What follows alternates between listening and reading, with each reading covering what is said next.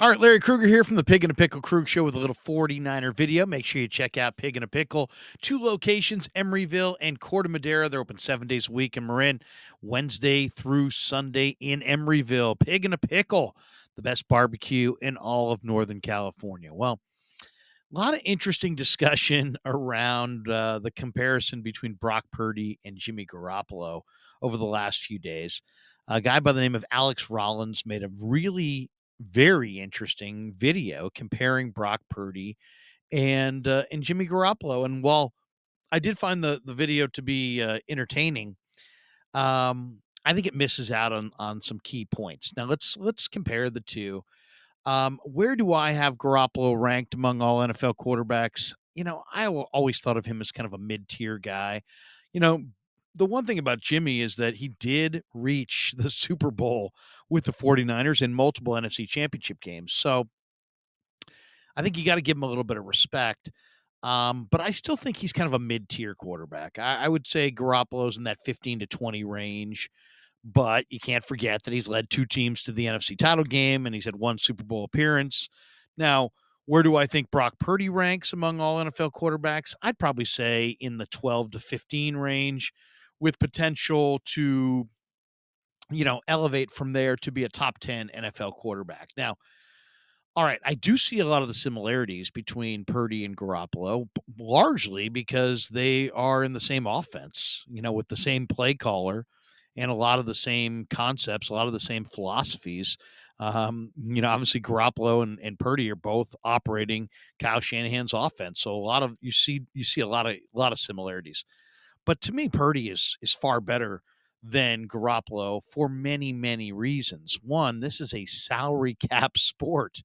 And in a salary cap sport, Jimmy Garoppolo is making $20 million a year, and Brock Purdy, because he was Mr. Irrelevant and he was the last pick in the draft, has a contract that's not even anywhere on the 49ers books because it's so inexpensive. So they're literally on opposite ends of the spectrum. So that matters. I mean, it matters that Brock Purdy is cheaper than Jimmy Garoppolo because essentially you'll be able to have a better football team because it's a hard cap sport. If you're going to be able to surround Brock Purdy with more talent than you could surround Jimmy Garoppolo with, and that matters.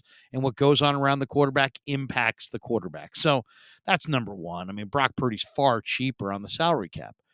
The other one that to me is really, really noticeable is Brock Purdy's just more accurate. I mean, he's a lot more accurate. Jimmy Garoppolo sprays it around a little bit. Brock Purdy hits guys in stride.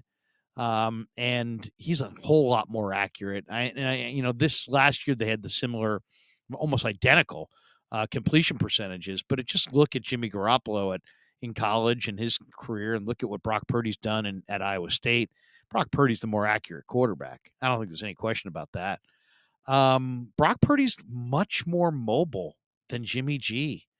And I don't care what the numbers say. I mean, the 154 10-yard split gives Brock that escapability. And if there's one thing that is absolutely huge, huge difference is the ability to make plays when the original play breaks down and to escape the pocket and to buy yourself more time and to be a good late in the down thrower. So much of what makes a quarterback, elite compared to his his uh, his cohorts is, does he have the ability to make plays off schedule when plays break down? Kyle Shanahan's a great play caller, and he gave Jimmy some great looks, and he gives Brock some great looks.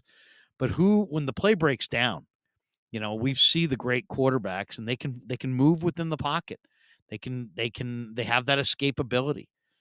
With their eyes, staying posted down the field, they're still trying to make plays. Jimmy Garoppolo was not good late in the down. Brock Purdy's very good late in the down. He extends plays with his legs, and he keeps keeps plays going. I mean, maybe the play of the year was the one that Ayuk dropped against Dallas, where Brock moves left, he comes back, he moves right, he dodges a defender, he plants his feet with the defender bearing down on his backside. He fits it through traffic into the corner of the end zone, and he throws a perfect dime, hits Ayuk in the hands. Ayuk just dropped it.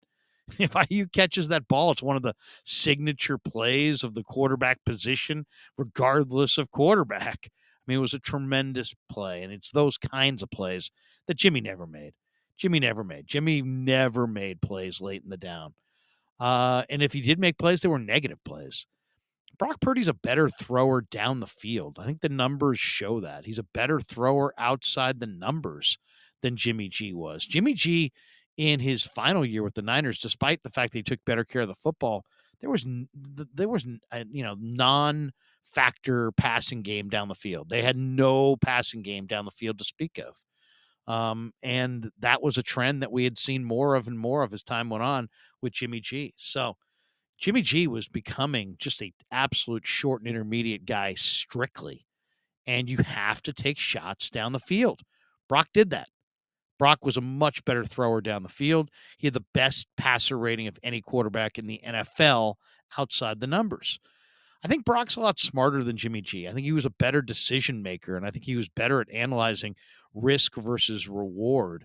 Garappolo started to conquer the risk reward thing in his final year with the 49ers, but man, so many times Jimmy would, after a series of good plays, just make a boneheaded throw. Brock, for the most part, doesn't do that. And that's another area. I mean, Brock's better at avoiding huge negative plays. You win football games two ways: the plays you make and the negative plays you avoid. If you watch Jimmy G, Jimmy G was great at making both plays. He was great at making big plays. He was good at making negative plays. The great ones, the Rodgers, the Bradys, the Breezes, these guys, they minimize the negative plays. They move on to the next play. They throw the ball into the turf or they throw it away and they just go to the next play. They don't float a pass in the middle of the field and have it picked off. Purdy is much better than Garappolo at doing that, avoiding huge negative plays. And then I think you also got to factor in just where they're at in their career. Brock's already better in multiple areas than Jimmy. Brock's 23. Jimmy's closer to 30. So, that bodes well for Brock's future because quarterbacks get better as time goes on. History proves it. And it to me, it's a clear indication that they're not the same guy. If it's like a baseball scout, if you talk to a baseball scout and they say, hey, this guy's hitting blankety blank in double A, this guy's hitting blankety blank in triple A. Just because two guys have the same stats in the same league doesn't mean they're the same player. You could be a 19-year-old in double A for the first time, or you could be 28 and in double A, and, both guys could have identical stats. Well, which is more impressive? It's much more impressive for a 19-year-old to dominate double A than it is for a 28-year-old to dominate double A. And that's basically what we're talking about. We're talking about the NFL last year. It's more impressive that Brock Purdy had the stats that he had than Jimmy Garoppolo had identical stats, just because Jimmy has been in the offense for years and years. Jimmy's been in the league for years and years. So there's development that goes along with that. There's advantages that come along with being 27, 28, 29, and not 23 in your first year after sitting for 3 months. So I love the video. I think Rollins made so many good points. I thought it was really good, compelling stuff. But to say they're the same guy, I don't. I think there's too many differences to say they were the same guy. Brock Purdy went 8-0 with 2 playoff wins before he got knocked out against the Eagles. He was top 5 in the NFL in passer rating. He had the best passer rating of anybody outside the numbers. The Niners averaged 33 points a game with him, over a touchdown more per game than they did with Garappolo. And yeah, the defense did more and this and so, there's always going to be differences. But still, I mean, you're talking about a rookie quarterback versus an established veteran.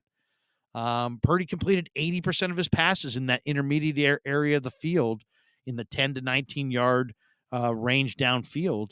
And yeah, Shanahan had a lot of say in that.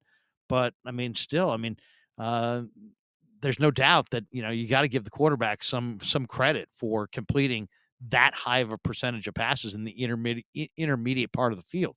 That's where he's going to live. That's where his bread and butter is.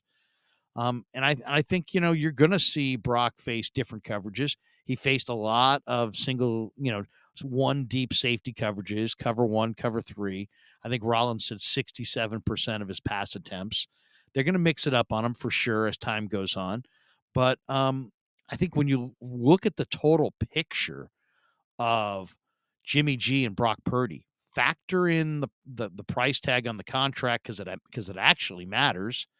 And then you look at the mobility and the accuracy and the downfield throwing and the throwing outside the numbers and the decision making and the recognition pre snap of what you're looking at and the risk reward equation and how to analyze that correctly and properly and the ability to avoid negative plays and then factor in the age and the 6 year gap and difference in age.